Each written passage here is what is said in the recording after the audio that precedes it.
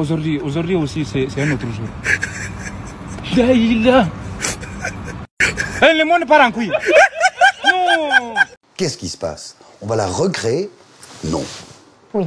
Alors un cousin très proche de la variole, effectivement, un virus qui, lui, infecte le cheval. Ce sont des chercheurs canadiens qui ont annoncé ça en 2017.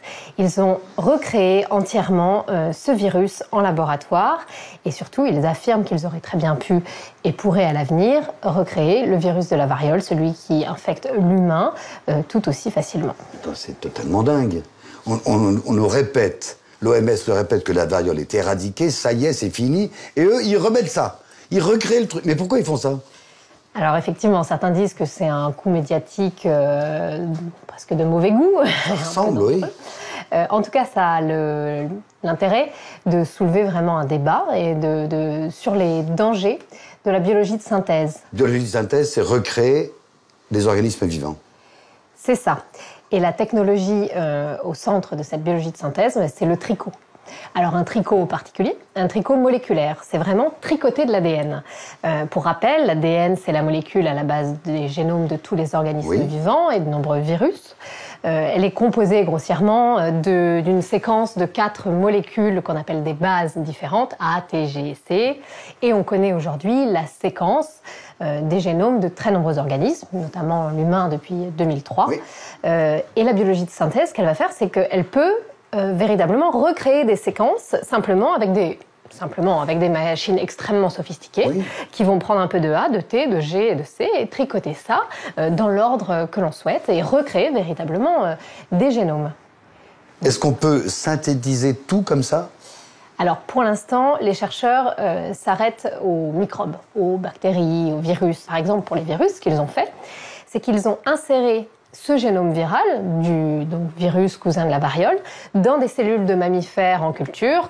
La molécule, une fois insérée dans la cellule, s'est comportée exactement comme un virus naturel qui aurait été créé par multiplication dans la nature. C'est-à-dire qu'il va détourner la machinerie cellulaire, il va se multiplier, il va s'extraire ensuite de la cellule en créant sa propre enveloppe et il va pouvoir aller infecter de nombreuses autres cellules.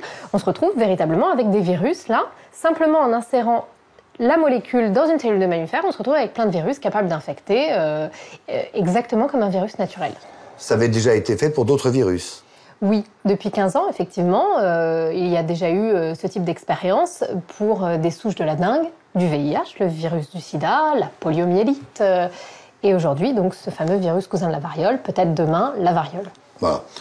La dengue, la polio, le VIH, donc ce serait un virus éradiqué, disparu. Oui, pour la première fois avec la variole, on se retrouverait avec la création en laboratoire d'un virus qu'on avait éradiqué. Et donc là, ça pose des questions inédites en termes de risque. Alors il faut savoir qu'actuellement, la variole, elle est conservée uniquement dans le monde dans 2 laboratoires ultra sécurisés, un aux États-Unis, un en Russie. Et que là, avec la biologie de synthèse, les chercheurs, ça ne leur a coûté que 100 000 $ et 1 an de travail, ça peut paraître énorme, mais pour un laboratoire de biologie moléculaire, c'est pas énorme du tout, pour recréer ce virus cousin. Et de plus, les séquences du virus de la variole, vraiment, c'est-à-dire le patron, quelque part, qui permettrait ensuite de le recréer, elles sont disponibles sur Internet très facilement, elles sont dans les publications scientifiques accessibles à tous. Que n'importe quel terroriste pourrait se... Eh ben, ça veut dire qu'effectivement, n'importe quel laboratoire avec un peu de moyens, pas forcément aussi sécurisés que ceux donc, des États-Unis et de Russie qui conservent actuellement la variole, pas forcément bien intentionnés, pourrait créer le virus de la variole et du coup s'en emparer, en faire ce qu'il souhaite. Je renouvelle mes craintes. 300 millions de morts au siècle dernier, on recrée artificiellement, par biologie de synthèse, un virus qui avait totalement disparu. Il y a quand même un truc positif derrière.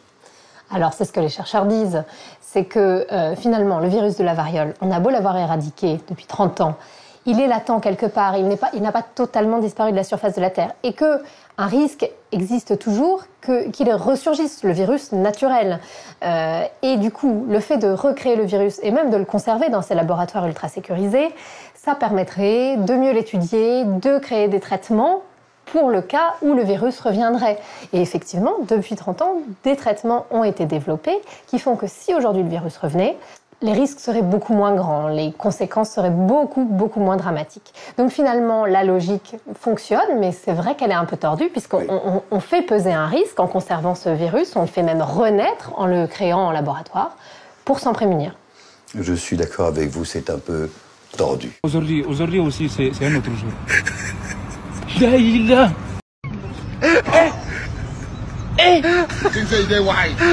Aujourd'hui aussi, c'est un autre jour. Daïla.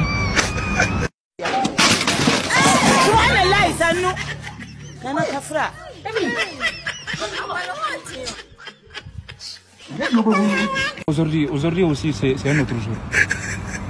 Daïla. Le monde part en couille.